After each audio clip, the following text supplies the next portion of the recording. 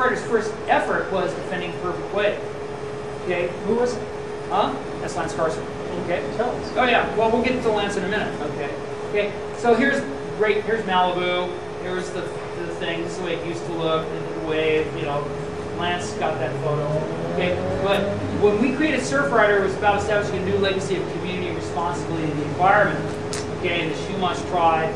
So yeah, maybe I'll just send this slide to the Malibu Surfside News and see what she thinks. But in any event, what happened was Malibu had changed, and it had changed because of what happened in 1983, and I'm sure most people here are up to speed on that.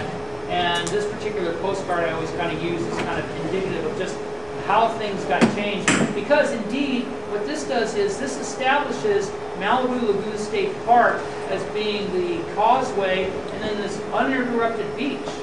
And state parks officials wanted this beach to be completely uninterrupted so that people would park, enjoy their walk through the quote-unquote wetlands, and have a nice big beach.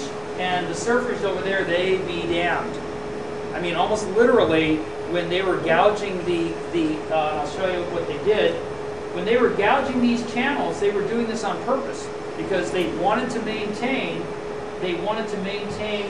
this beach as completely uninterrupted. So they were doing this on purpose, as far away from their beach as possible. They also took down the Surfrider signs. They also took down the Surfrider signs, where you say Surfrider Beach, they took those signs in Malibu Lagoon State Park.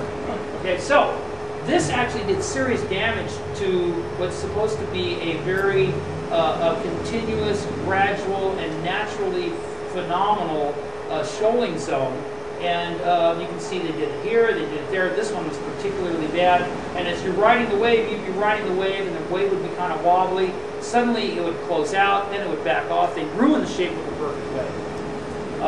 And indeed, they were building a new lifeguard tower, and they had big ideas. Of course, this thing burned down, and they didn't rebuild it. Mysteriously? Yeah. You know, those, we know it burned down. Okay, we'll leave it at that. So, Tom used official connections to schedule public hearing. There I am in our office in Pasadena. I was working at JPL at the time, so I had the office. There's the original Macintosh, right? And with that Macintosh, what I did was I created a set of graphics. And this was what Surfrider Beach was, as far back as Lance knew.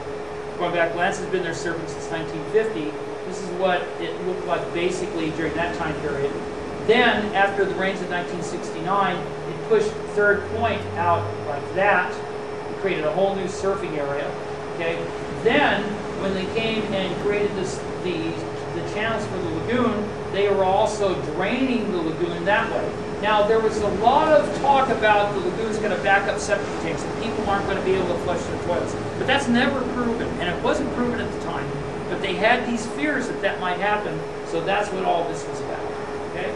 So, and this was our proposed solution. Interestingly enough, the Surfrider Foundation is coming full circle, and they're going to try and work towards having an inlet management program.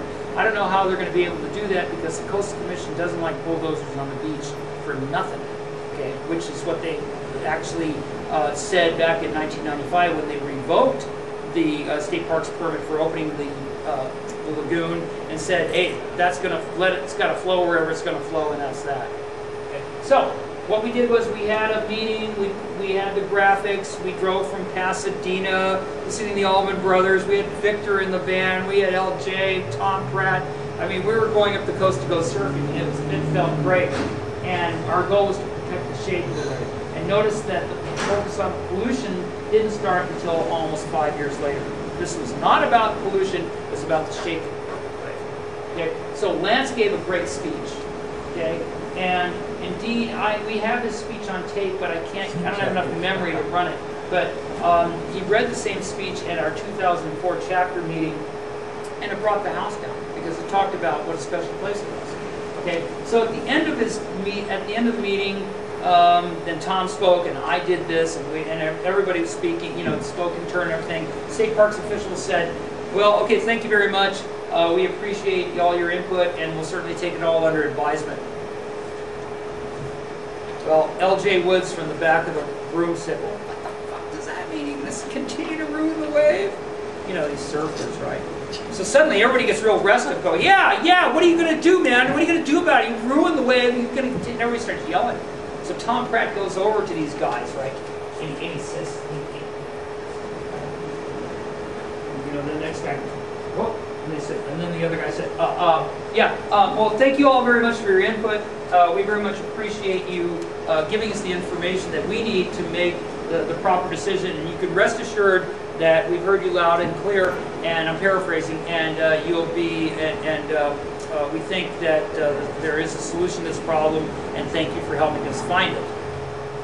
Everybody kind of went, oh, okay. And I said, hey, crap, what does that mean? He says, we won. So I'm familiar with mob rule, okay? Okay, I'm familiar with that sort of thing. Okay, and they announced that they would do this, and that's great news, okay? So, what I